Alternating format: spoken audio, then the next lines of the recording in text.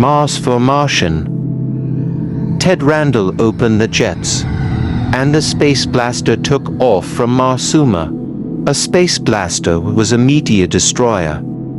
For centuries, meteors had been the scourge of Mars. Oddly, Earthfolk had long regarded Mars as soon inhabited without realizing that people living there would have to stay underground, even if they had adapted themselves to living with very little air or had developed a synthetic atmosphere. In studying their own moon, Earthfolk had observed that its landscape was constantly bombarded by meteor showers that landed with terrific impact because there was practically no air as a cushion against them. So Earthlings should have expected the same thing on Mars. But they didn't, not until they arrived there. Then they had been forced to erect hasty but inadequate shelters, for nothing of ordinary human construction could stand the shattering force of a meteor's head-on crash.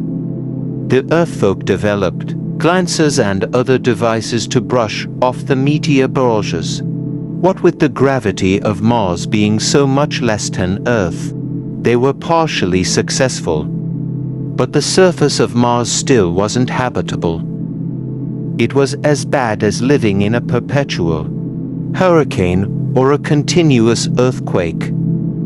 Then someone developed the space blaster and the problem was solved. Economically, at least.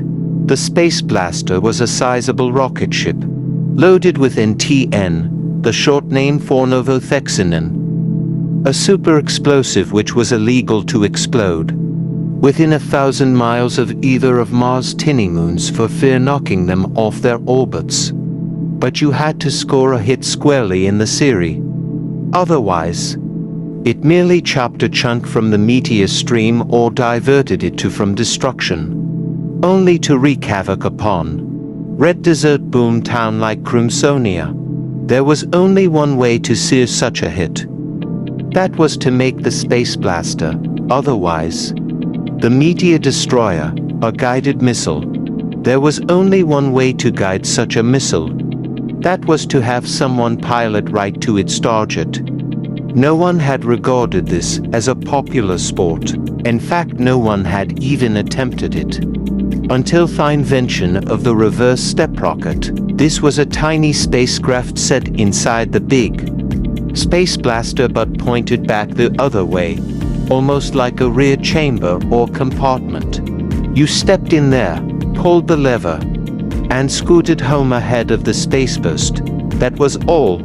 Except it weren't quite that simple, as Ted Randall knew from long experience, as he sat in the control room of the space blaster, which was located just ahead of the little reverse rocket. Ted looked at that pale face of Zozoyan and saw the strain that was registered there. Zozo was a Martian, one of the group that Ted and other Earthian space pilots were training for this work. Zozo's pallor wasn't due to fear. It was just that he couldn't stand the strain of takeoff. Earthians often sickened at the 7-mile-per-second escape velocity needed to shake free from their own planet.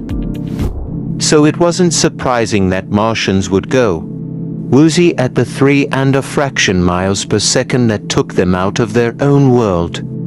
Ted tossed Zozo a stick of vulva gum, the one-shot cure for space sickness, and looked into the radarscope to locate the meteor swarm. According to the finders, it should be coming from between Vixen and Rockefeller to tiny asteroids that could be easily located through the magnoscope. Very promptly, Ted spotted the swarm, saw it grow into a brilliant dazzle that became a spreading shower, but with a well-defined core. As the immediate target, the gauge showed that the space blaster and the swarm were approaching each other at about 60,000 Earthian miles an hour. The present range was 12,000 miles, which tabbed it at 12 minutes. Ted could spare 10 of those minutes at most. 5 would be enough. So he turned to Zozo and nodded. As Zozo sat up weakly, Ted began to set their coordinates. Within 2 minutes, he had completed the task. With the exception of the intake gauge that let compressed oxygen into this control room. Naturally, Ted left that to last. But as he turned, Ted heard a hiss that didn't come from the oxygen intake. It issued from the leering lips of Zozo, as ugly a grimace as any Martian had ever learned from copying the ways of Earthfolk. Ted's own breath came with a sharp gasp as he saw that Zozo had already cut off the oxygen feeder and was now blocking the door to the cabin of the little reverse rocket. In his hand, Zozo held a ruddy Sandweiser, most vicious of all Martian weapons, made of a thin, petrified stone found only in great sinking desert. It combined the sharpness of a throwing knife with the accuracy of a boomerang. One move would be Ted's last, but he wouldn't have to move to die. With the oxygen cut off, he couldn't last more than those 10 minutes. But Zozo, accustomed to the rare air of Theplin Mars, could live many hours under these circumstances. It wouldn't do him any good considering that the meteor swarm was almost at hand. Yet Zozo seemed satisfied as he broke out with the shrill words. Mars Marsana Mara Mara Marsal.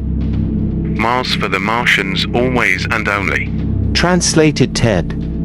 I've heard that crazy slogan, but why should it come from you, Zozo? Because I, like other Martians, have tired of you Earth folks.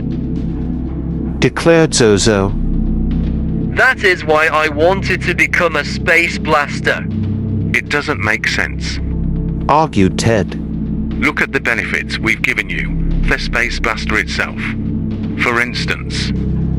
Yes. Sneered Zozo. And you have given Mars back to the Martians. So you say, and why not? Ted's breath came hoarsely, harshly. You couldn't even live on the surface of your planet. We didn't want to live there. But you certainly crawled out of your holes the moment we made the surface habitable. Why shouldn't we? It was ours to begin with. But you couldn't keep it if we hadn't provided the space blasters to protect your cities. The cities you Earthians built for us. So you admit they're yours. Argued Ted. He was panting heavily. Now get sensible. Once you've learned to handle these space blasters, you won't need Earthians at all. Zozo's leer became all the wider. We don't need them now. He retorted. Neither Earthians nor their cities. We are going to ride into the meteor swarm and let it blast us. Ted was horrified. If we don't blow the core. He exclaimed. Marsuma. He caught his breath with the 3-syllable word. We will be destroyed. Of course, and Martians will die with it, as they deserve to die. Interposed Zozo. For having to do with Earthians, I, a true Martian, shall send them to their due. But since there will be true Martians among them, I must perish myself as a form of penance.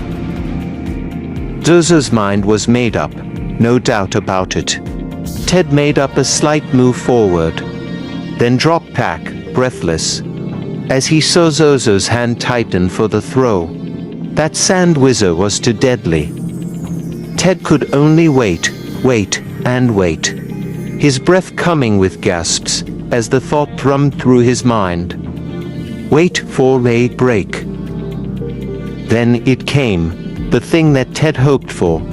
But Zozo hadn't calculated, never having come this close to an approaching meteor swarm before. There was a sharp jolt, another, 2 more as the prow of the space blaster met the first scattered members of the swarm and deflected them. With all his remaining strength, Ted surged straight for Zozo. Another shock hit the spacecraft as Zozo slung the whizzer. The sandstone blade skimmed wide of Ted. Then, Ted's hands, gripping with the fury of a drowning man, caught Zozo's scrawny throat, swept the Martian full about. Air, what little was left of it, fanned Ted's fingers as the whizzer finished its return tree and slashed the back of Zozo's neck. The Martian went limp in death. But Ted's sag carried him through the airlock, into the two-man chamber of the reverse rocket. One deep breath of the air he found there and Ted pulled the lever that shot him back toward Mars and life. Just as the space blaster's huge bulk met the heart of the meteor swarm and exploded in one titanic, scattering burst. As he approached the domes and spires of Marsuma, Ted Randall realized this would be his last look at the city he had saved from destruction. Whatever story he concocted would mean taking the blame for Zozo's death. Dismissal from the Space Blaster service would follow. Ted would be sent back to Earth. Mars for the Martians. As the slogan flashed through Ted's mind, he remembered Zozo's leering face and felt no regrets. However they wanted their planet, the Martians could have it. The end.